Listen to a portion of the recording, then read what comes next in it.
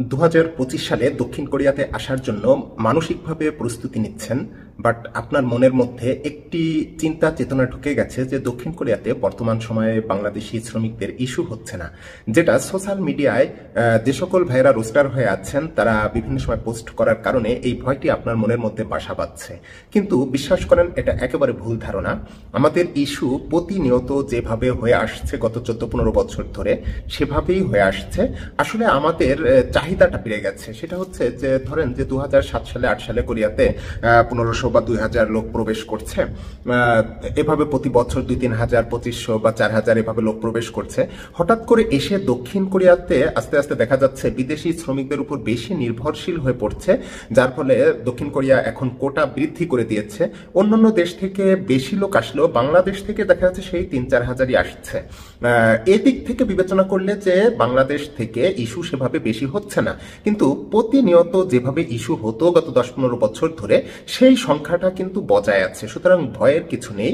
এখন বাংলাদেশের ক্যান্ডিডেট বেড়ে গেছে, যার ফলে ইস্যুর সংখ্যা কম মনে হয়, রোস্টার অনেক বেশি হয়ে আছে। যেমন যেহেতু দক্ষিণ কোরিয়াতে কোটা বৃদ্ধি পেয়েছে, সুতরাং বাংলাদেশের কোটাটাও একটু বাড়িয়ে দেওয়া হয়েছে। বাড়িয়ে দেওয়া বলতে বাংলাদেশেও আপনার সার্কুলার এখন আগে শুধুমাত্র লটারির হতো, এখন ভাষা প্রদর্শিতার সার্কুলার হয় বা লটারির সার্কুলার হয়, পাশাপাশি শিপ বিল্ডিং, কনস্ট্রাকশন, এরকম মৎস্য খাতে বিভিন্ন খাতে সার্কুলার, বেসরকারিভাবেও নিয়োগ, বিভিন্নভাবে বাংলাদেশের ব্যাপক পরিসরটা হতে অনেকের মনের মধ্যে এখন একটা বিষয় যে দক্ষিণ কোরিয়াতে খুব ভালো বেতন, খুব ভালো একটা স্ত্রী সন্তান নিয়ে পরিবার পরিজন নিয়ে বসবাস করা যায়, যার ফলে পূর্বের তুলনায় মানুষ দক্ষিণ কোরিয়ার প্রতি ঝুঁকেছে, যার ফলে প্রেশারটা একটু বেড়ে যাওয়ায়, যেমন পরীক্ষাতে আগে এক সময় 40,000 30,000 অংশগ্রহণ করলে এখন 1 লাখের উপরে অংশগ্রহণ করে।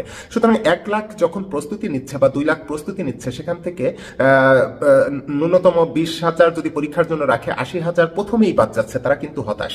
এবার 20,000 থেকে পরীক্ষা দেওয়ার পর দেখা যাচ্ছে যে আপনার 12,000 বাদ যাচ্ছে, তারা কিন্তু হতাশ।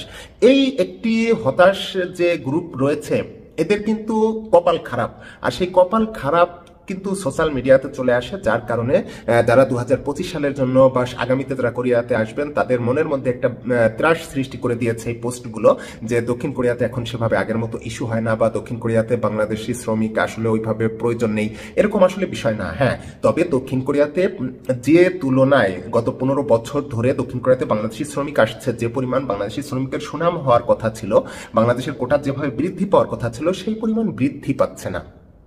এখানে আমাদের একটু সমস্যা রয়ে গেছে।